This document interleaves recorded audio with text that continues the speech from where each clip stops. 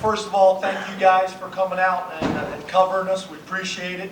I want to thank the fans. I think it's been record numbers this year. 107,542. The students have been great. Our numbers each week for the students have just been fantastic.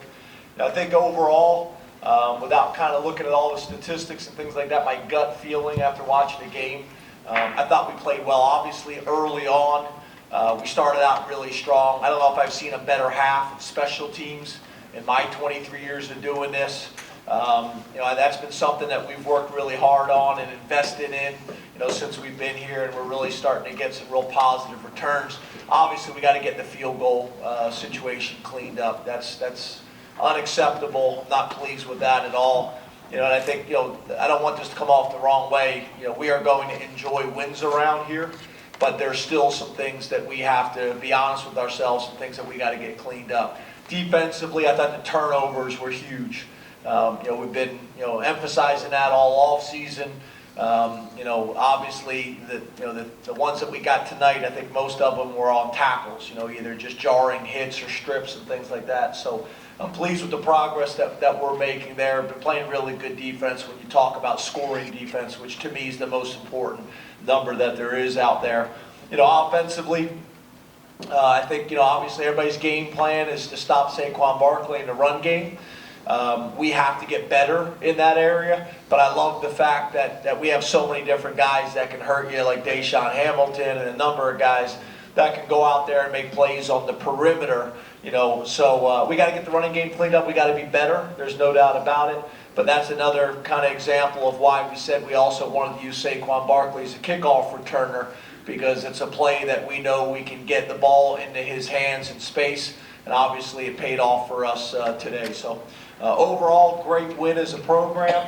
Really pleased we're 1-0. We're going to enjoy this win tonight, and then we'll move on to the next opponent tomorrow. There's areas that we have to get better, and for where we want to go and what we want to do, we've got to get better. We've got to identify those things. We've got to spend a lot of time on them on Sunday and Monday working it.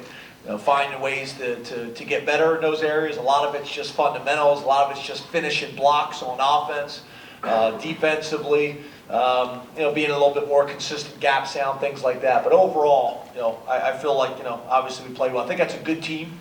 They're you got to give Coach Allen a lot of credit. You got to give their team a lot of credit. You look at the people they've played and how they've played them.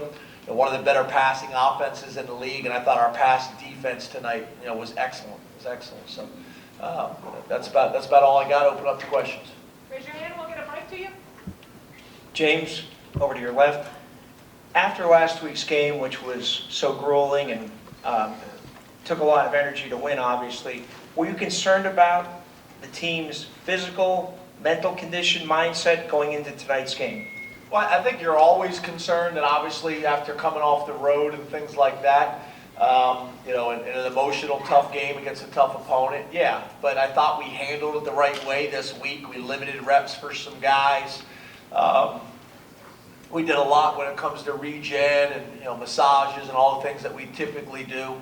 Talked about hydration, talked about nutrition, talked about sleep, all those things, and then modified practice a little bit. So I thought we handled it the right way. I thought starting fast tonight, really helped us.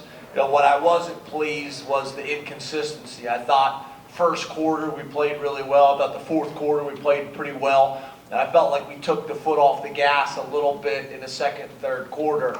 And let me say this though, you also got to give them credit. I think their head coach does a really, really good job. Their guys play really hard. They're sound. They got some tough schemes, and defensively, obviously that's his background, and they've done a nice job. So, but we got to play 4-quarter football.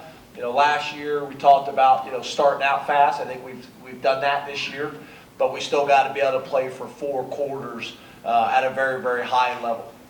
James, how proud are you of DaeSean Hamilton? Setting the record tonight, his career and his night. I'm really proud. I made a big deal out of it in the locker room with the guys. I think he's a great example for our younger players. I think he's a great example in general. He gets here as a true freshman. He's got a pre-existing injury, sits out his entire freshman year. next year, plays as a redshirt freshman, has a huge year. 1 year he leads the Big Ten in catches. The next year's numbers go way down.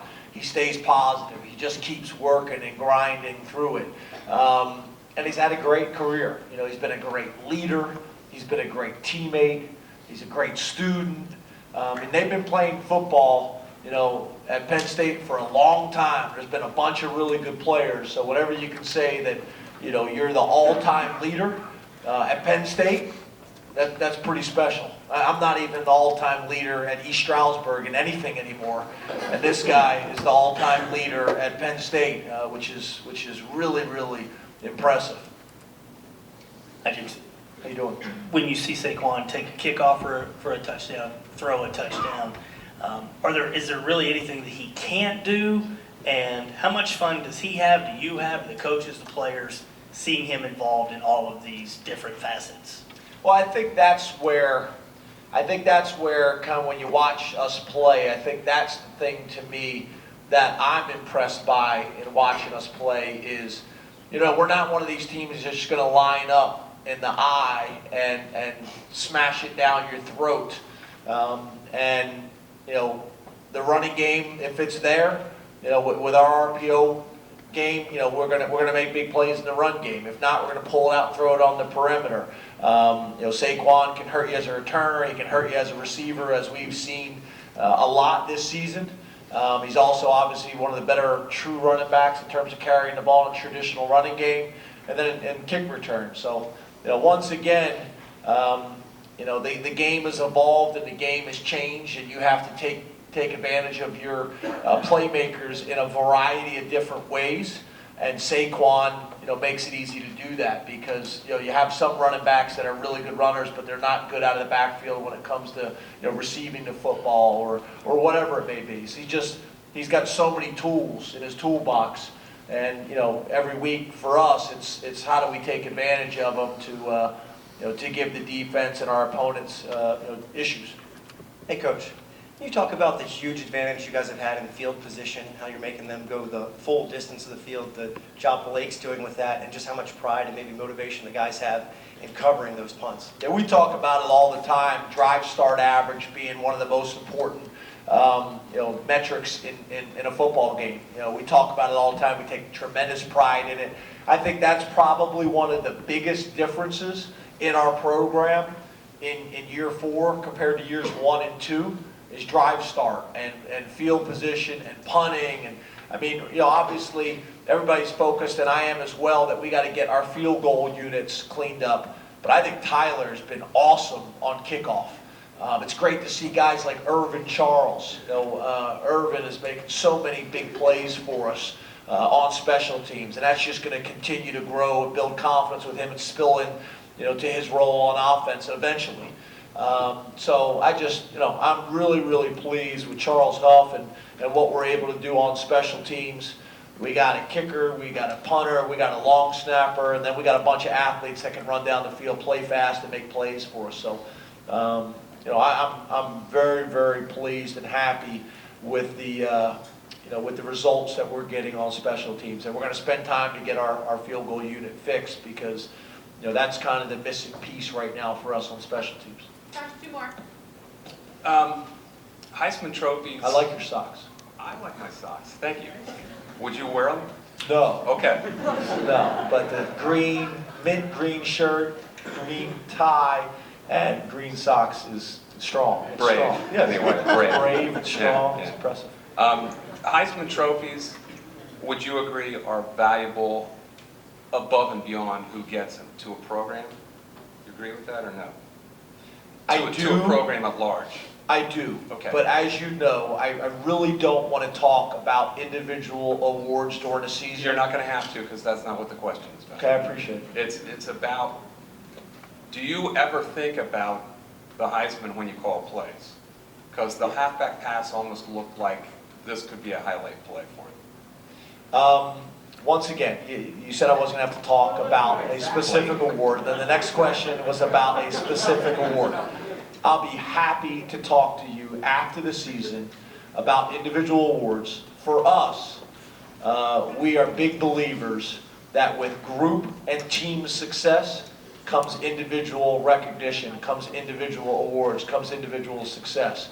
But it's on the team. And I understand you got to ask the question.